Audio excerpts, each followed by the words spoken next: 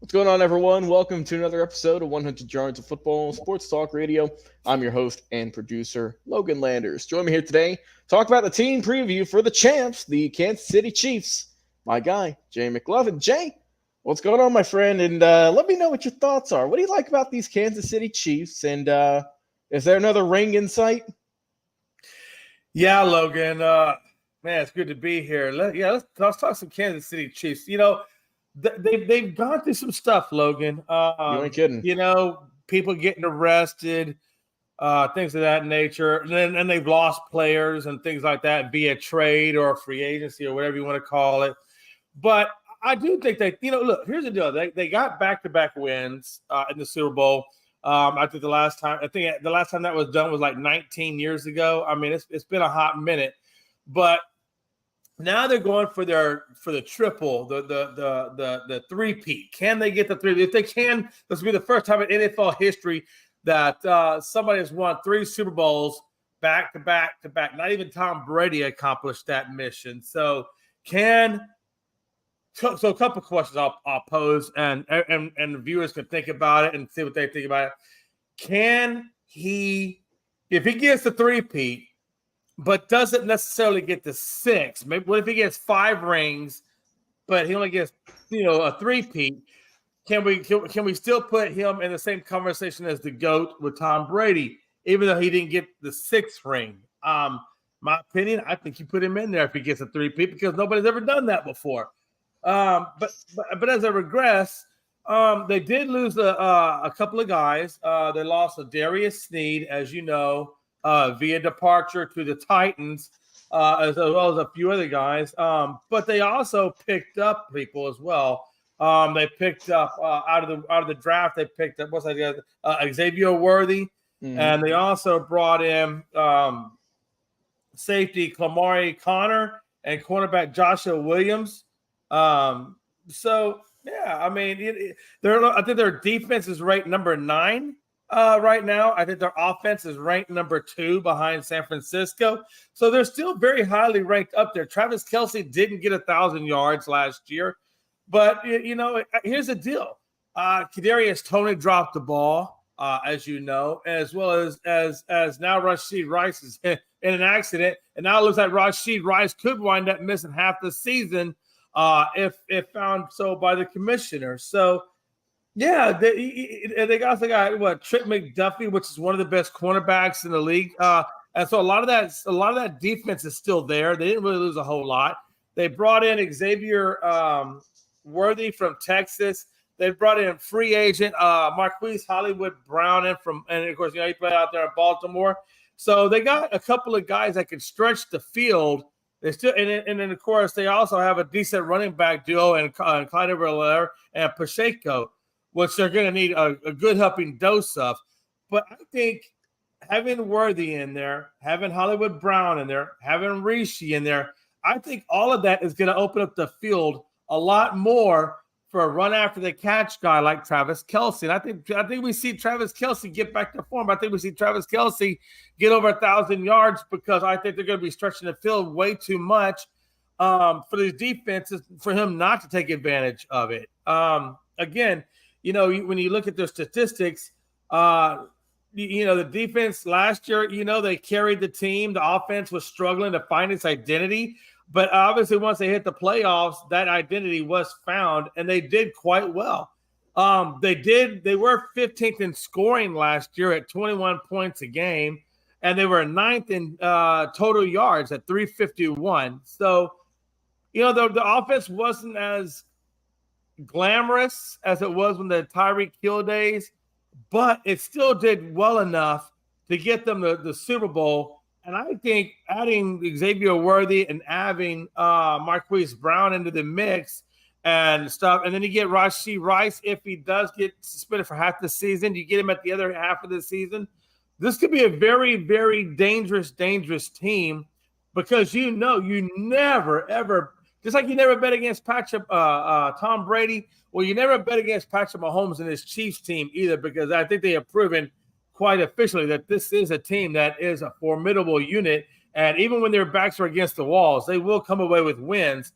I tell you, I think the suspension of Rashee Rice, though, will kind of clog up the middle a little bit. But I do think, though, that Worthy and Marquise, what they're going to be able to do should hopefully offset that. When I look at their schedule, I see this team, and I'm going to wrap it up with this. I see this team being 12-5. That's what I see them. I think the Ravens are going to be a tough team to get a win against. Niners are going to be a tough team to get a win against. Houston, with that Stephon Diggs-led wide receiving core, is going to be hard to get one against. The Bengals and Atlanta. So that's 1, 2, 3, 4. That's 5 teams right there that I think are going to give them fits. But ultimately, I think they go 12-5, make the playoffs. And I think ultimately it's going to be a real – I don't know. I'm not going to say they're going to get a win, Logan, because quite honestly, this Houston team and what they're doing over there, I mean, should scare the ever-living bejesus out of Kansas City. And so I'm not going to say they're going to be Super Bowl winners, but I will say they'll be Super Bowl favorites with their 12-5 record. Yeah, I mean, how could you not put this team as a Super Bowl favorite, right? Like you said, they won back-to-back, and last year, heck, going into the playoffs, they weren't really even thought of as the top team. Remember, because they didn't look nearly as crisp and as sharp last year on offense. Defense looked great, but that's kind of the scary thing about this team, though, right? Is this team, for really ever since Mahomes got drafted, you think, okay, their offense is top tier, they're stacked, and yada, yada, yada. But last year, it was really the defense, Jay, who took them home, who took them to the promised land.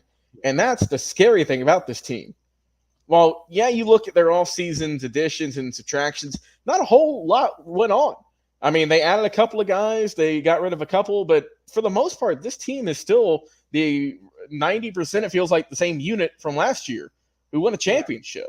Yeah. You mentioned Rashee Rice. We don't know if he's going to be suspended. If we do, we don't know when. We don't know if he's going to play in a couple of games, then get popped. We don't know if it's going to happen before. That's just all speculation. We don't know that at time of this. We're recording this. So it seems likely that he will be suspended. We just do not know when or for how long. But it seems like that is just kind of a dark cloud hanging over this team's head, just kind of waiting while whenever that does come down, if it does. But the rest of this team, obviously, Patrick Mahomes is, the top quarterback in the league. There's no question about that. We all know how good he is.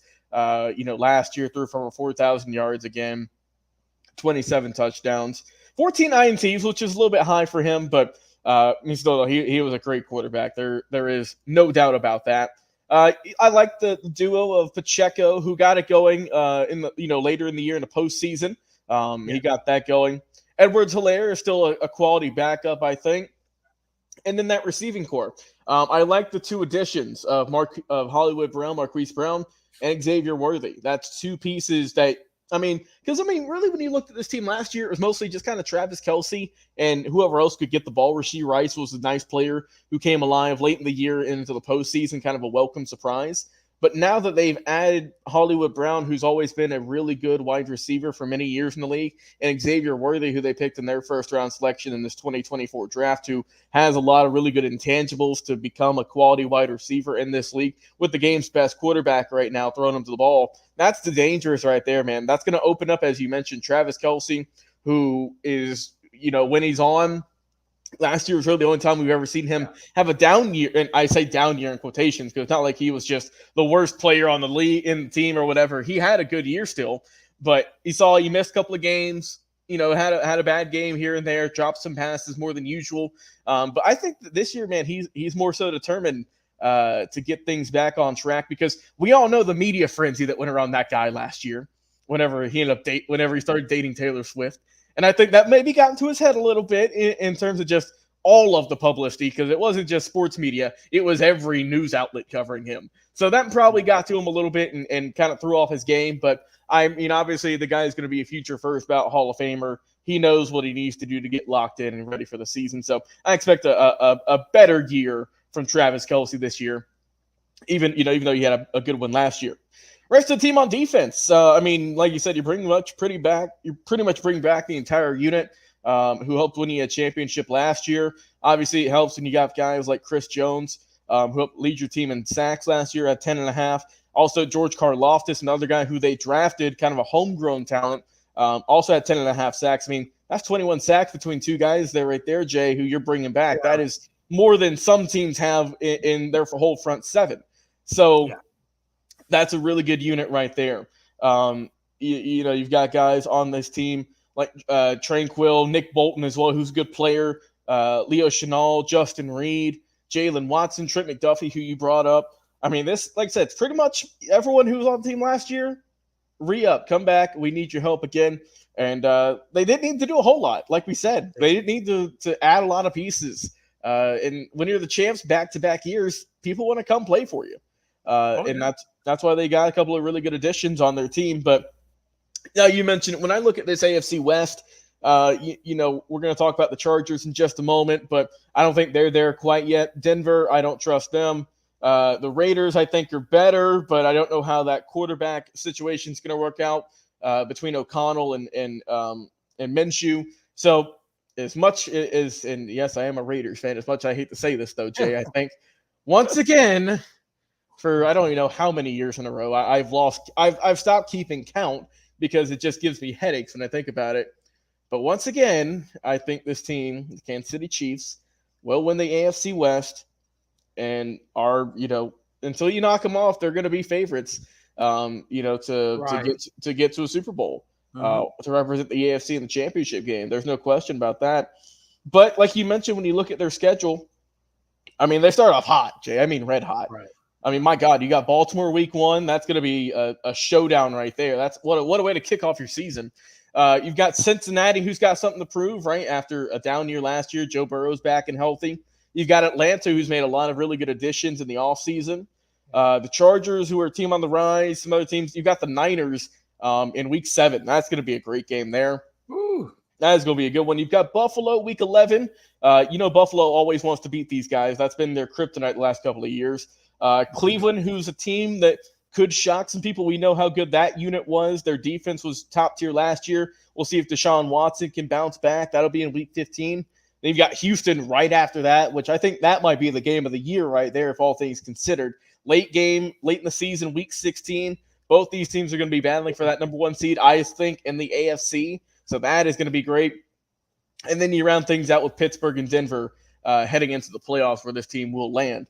So I think this team, they're going to win the AFC West. I think that they're going to have a really deep postseason run. And like I said, I think you have to list them as favorites for the Super Bowl. I'm not going to say to win because I ain't that crazy. But they won back-to-back, Jay.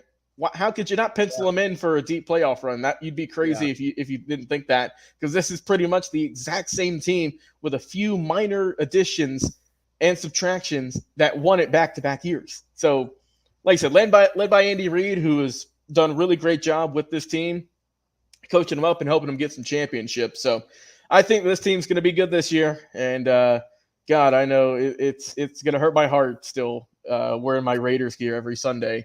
Saying, oh, hey, we won, but so did the Kansas City. Or, oh, we lost and they gained another game on us. But we'll see. Maybe that narrative will change by the time I'm 30, but that's still a couple of years away, though. But we'll see, my friend. We'll see. But hey, Jay McLovin, my brother from the Elite Sports Entertainment Network, appreciate you coming on the show, talking about these Kansas City Chiefs.